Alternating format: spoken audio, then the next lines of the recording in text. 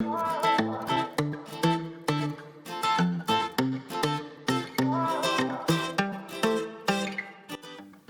there, I'm Renee Fuentes and welcome back to my channel, Thai Caliente, where I show you how to make your favorite Thai and Mexican recipes. Today I'm sharing a recipe for homemade flour tortillas. So if you've never had a homemade flour tortilla, you're definitely missing out. They are 100 times better than store-bought tortillas. Once you get the hang of making flour tortillas, you won't go back to store-bought.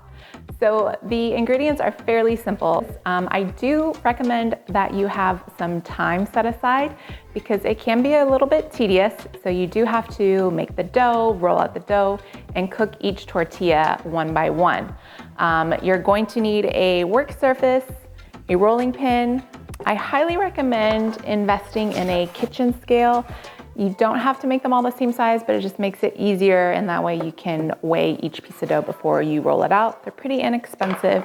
And then you're gonna need something to keep the tortillas warm. You can either just use a kitchen towel like I have in here, which the tortillas are already done in here. You can just wrap them in the towel and put them in a Ziploc bag, or you can get one of these nifty tortilla warmers. There's different kind of methodologies and tips and tricks and a little bit of science involved in working the dough. I'm gonna show you how to roll it out by hand or knead it by hand, but you can also use a mixer with a dough hook attachment, and that kind of also helps make the tortilla dough a little bit faster so you're not kneading it by hand. So whichever way works best for you, go ahead and try that out. Now let me show you the ingredients to make the homemade flour tortillas. So I have 3 cups of all-purpose flour in this bowl, 1 teaspoon of salt. You need a little bit more if you're using oil. So this is 3 tablespoons of leftover bacon drippings.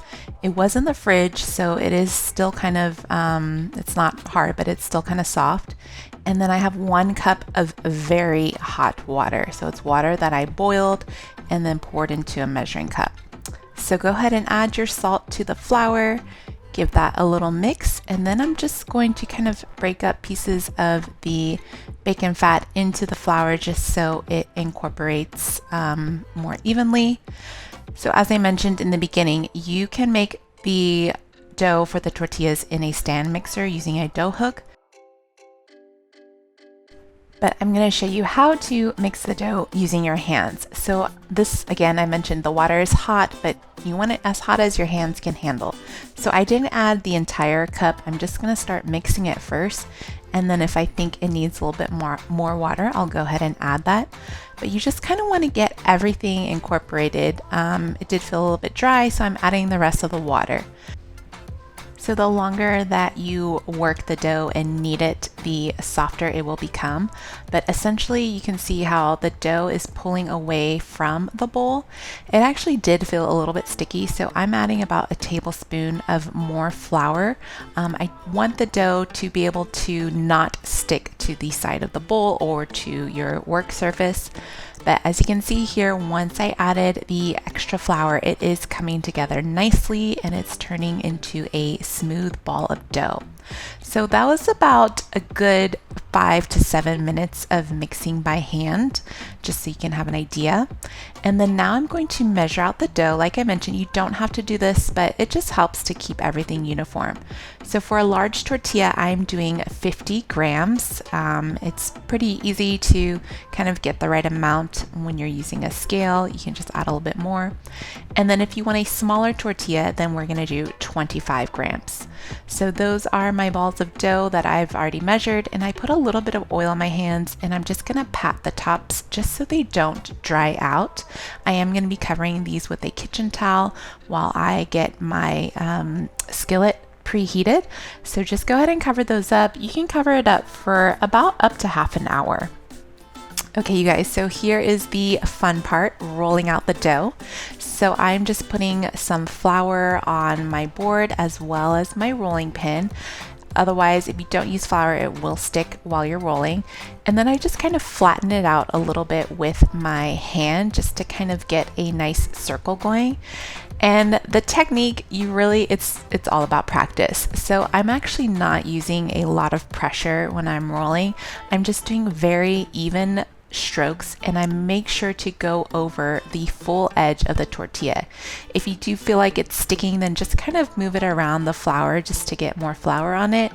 They will get drier if you are adding more flour, so just keep that in mind, but you definitely want enough so it doesn't stick. So the key to a good flour tortilla is you want to get it as thin as possible, because these will kind of, as soon as you lift it up, they're gonna shrink a little bit, and then when you cook them, they will shrink. But you want the dough to be as thin as possible without it breaking when you pick it up. So this is in real time, so I'm not speeding this up or anything, so you can kind of see how long it's taking to get the perfect size. And if you can't get your tortilla perfectly in a perfect circle, and don't worry about it. Again, like I said, practice makes perfect. I've actually done this quite a few times before posting this recipe just so I could feel confident in showing you guys. So as I mentioned, this is like the burrito size tortilla. This is the one that I weighed out, that was 50 grams. And then I'll show you guys here in a minute the smaller one. All right, so you can see it's already a little bit translucent, and this is perfect. So it doesn't break when I pick it up, but you can see how thin it is. So that one is good to go, and I'm going to show you here a smaller version. So I'm using the same rolling method for the smaller tortilla. I did make this video a little bit faster just to save on time.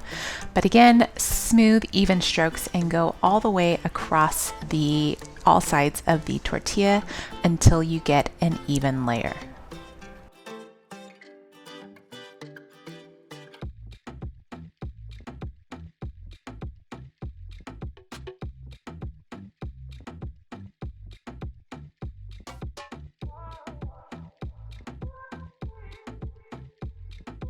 So that right there looks perfect. Again, it's a nice thin tortilla, and for comparison, you can see the size difference of the taco size and the burrito size tortilla.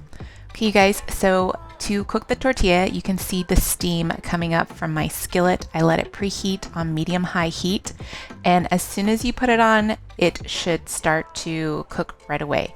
It's not going to take long, maybe about 30 to 45 seconds, but once you see it bubbling up, I usually let it bubble for about 10 to 15 seconds and then go ahead and flip it over.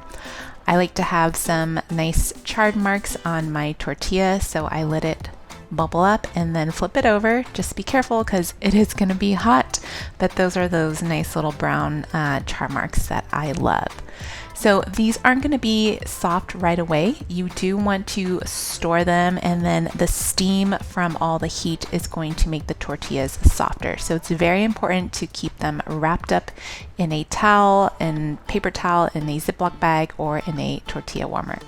So those are the two different sizes. I like to use the big ones for burritos, the small ones for tacos or breakfast tacos, and these will stay in the refrigerator up to a week, or you can also freeze them.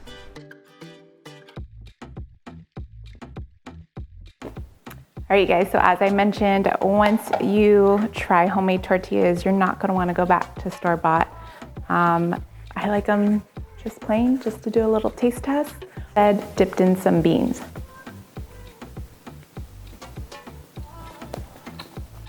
These are so good. Thank you guys so much for watching this video. I hope you try making your own homemade flour tortillas, and I will see you guys next time. Bye.